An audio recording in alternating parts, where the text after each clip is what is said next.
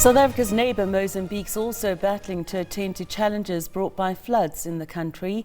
Gaza province is most hard hit. To talk more about the floods in Mozambique, we're now joined by André Mulungo, leader of the Peace, Democracy and Human Rights Division at CDD. Good evening, André, and thank you for joining us this evening. Let's start here. There are reports that some South Africans who were in Mozambique have been affected by the floods, and the search for missing people is continuing. Do you have any updates on that at this time? Good evening, and thank you again, SABC, for the opportunity to be here and share with you the current situation now in Mozambique. There are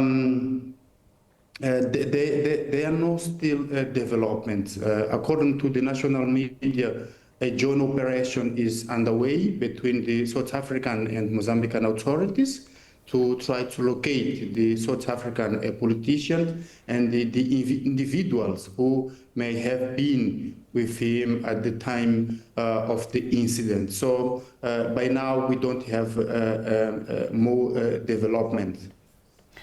Now, the picture we're seeing at the moment is a serious crisis in some regions in your country. Take us through the impact of the floods.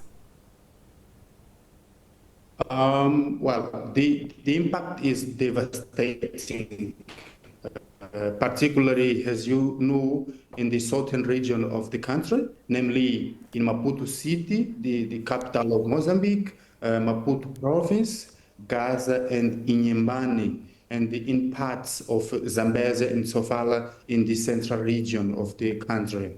Some districts, such as Shopo and Gija, are still submerged. People are on top of houses and trees. The country's road connections are interrupted in the Manisa area because of floods have overtaken the roads. In terms of death, unfortunately, today we received news that one person died in Manisa, bringing the total number of fatalities since Friday to 9 and to 104 since the start of the rain season in October. As you know, we are now in the rain season that starts in October and goes to March. Unfortunately, the state was not prepared to respond to the consequence of the floods. What we have been seeing are improvised measures to deal with the emergency. The INGD has no resource. From Friday until today, we have witnessed an increase in resources such as helicopters. There are reports of the arrival of 2 helicopters from South Africa, but it is not clear whether they are from a country of overall situation to assist in locating the South African politician. But what we know is that there are 2 helicopters from South Africa. With the increase in resource, some evacuation are taking place, but many people still remain on rooftops, in trees and the other location needing rescue. The state, as I said, was not prepared. People are in deplorable conditions in the place where was taken by the government. There is lack of food, medicine, and water. In the next days, there are risk of outbreak of disease. As I said before, is a note that I think that is important, is that the INGD has only 2% of the state budget. And it makes difficult the intervention in order to help population. At this moment, excuse me, solidarity with people than is providing assistance than the state actually capacity to respond. I just want to cut in there. I'd like to know if there's been any response from neighbouring countries to help you at all during this time.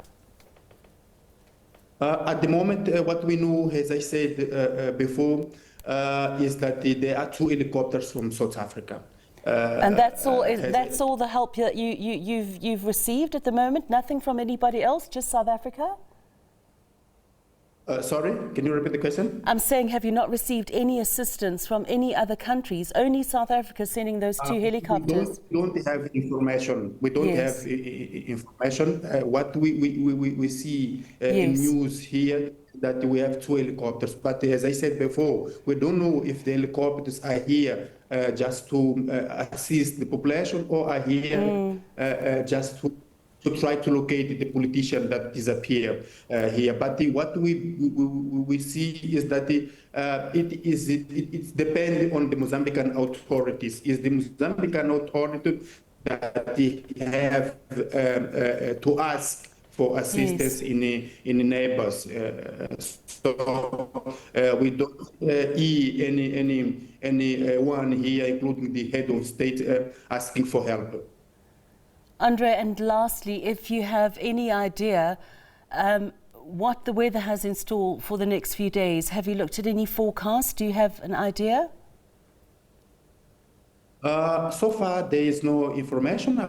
According to the National Institute of Meteorology, heavy rain is expected to continue over the next 24 hours. In the provinces of Maputo, Gaza, and Inhambane, including the city Maputo and Matola. In the morning, we received information that the situation in some areas,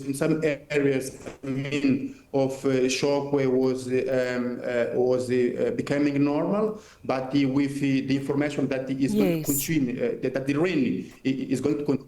We are afraid that the situation is going to become worse in the areas that are very affected now. Thank you so much for chatting to us this evening. André Mulungo, leader of the Peace, Democracy and Human Rights Division at CDD, about those floods in Mpumalanga.